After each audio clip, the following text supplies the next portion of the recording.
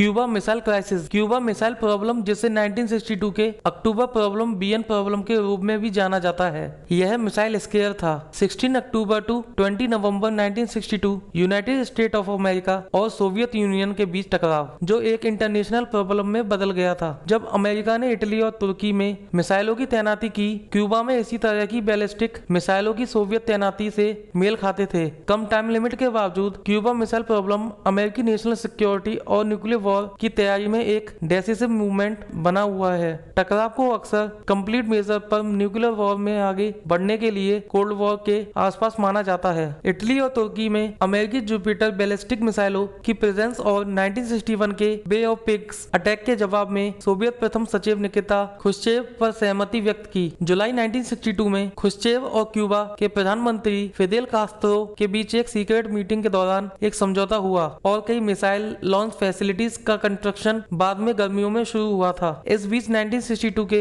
United State of America के election चल रहे थे और व्हाइट हाउस ने महीनों तक आरोपों से इनकार किया कि वह फ्लोरिडा के 140 किलोमीटर दूर खतरनाक सोवियत मिसाइलों की अनदेखी कर रहा था। मिसाइल की तैयारी की पुष्टि तब हुई जब एयरफोर्स के U-2 जासूसी विमान ने मध्यम R-12 को intermediate grade R-14 ballistic missile के क्लियर फोटोग्राफिक एविडेंस प्रस्तुत किए। जब राष्ट्रपति जॉन एफ कैनेडी को इसकी सूचना दी गई तो उन्होंने नेशनल सिक्योरिटी काउंसिल के 9 सदस्यों और 5 अन्य प्रमुख सलाहकारों की एक मीटिंग बुलाई, जिसे नेशनल सिक्योरिटी काउंसिल की एग्जीक्यूटिव कमेटी के रूप में जाना जाने लगा। इस मीटिंग के दौरान राष्ट्रपति कैनेडी को मूल रूप से सोवियत मिसाइल सप्लाई से समझौता करने के लिए क्यूबा की धरती पर एयर स्ट्राइक करने की सलाह दी गई थी, जिसके बाद क्यूबा की मुख्य भूमि पर अटैक किया गया था। वॉर की अनाउंसमेंट के बचने के लिए सावधानी पूर्वक विचार करने के बाद राष्ट्रपति कैनेडी ने कार्रवाई का एक कम आक्रामक तरीका चुना। उनसे परामर्श करने के बाद कैनेडी ने 22 अक्टूबर को एक नौसैनिक संगरोध का आदेश दिया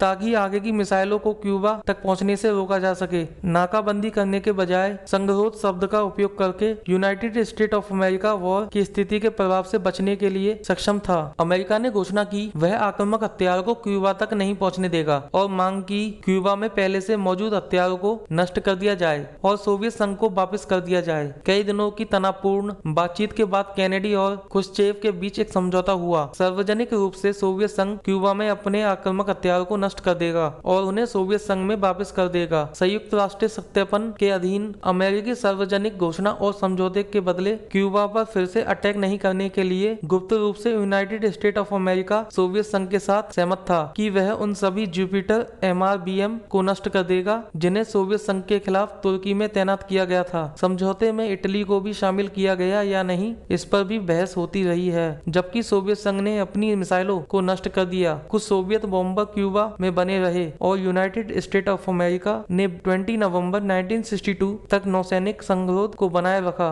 जब सभी आक्रामक मिसाइलें इल्यूनेस L-28 हल्के बॉम्बर क्यूबा से वापसी के लिए गए थे तो 20 नवंबर को फॉर्मल रूप से नाकाबंदी समाप्त कर दी गई। यूनाइटेड स्टेट ऑफ अमेरिका और सोवियत संघ के बीच बातचीत ने एक स्पष्ट और डायरेक्ट कम्युनिकेशन की आवश्यकता की ओर इशारा किया। दो सुपर पावर्स के बीच की रेखा नतीजनक मॉस्को वाशिंगटन हॉटलाइन स्थापित की गई। समझौते की एक चेन ने बाद में कई साल तक अमेरिका सोवियत तनाव को कम कर दिया, जब तक कि दोनों पक्षों ने फाइनली अपने परमाणु शस्त्रागार का विस्तार करना शुरू नहीं किया। दोस्तों, अगर आपको ये वीडियो पसंद आया हो तो वीडियो को लाइक करें, कमेंट करें और चैनल को सब्सक्राइब करें। Thanks for watching.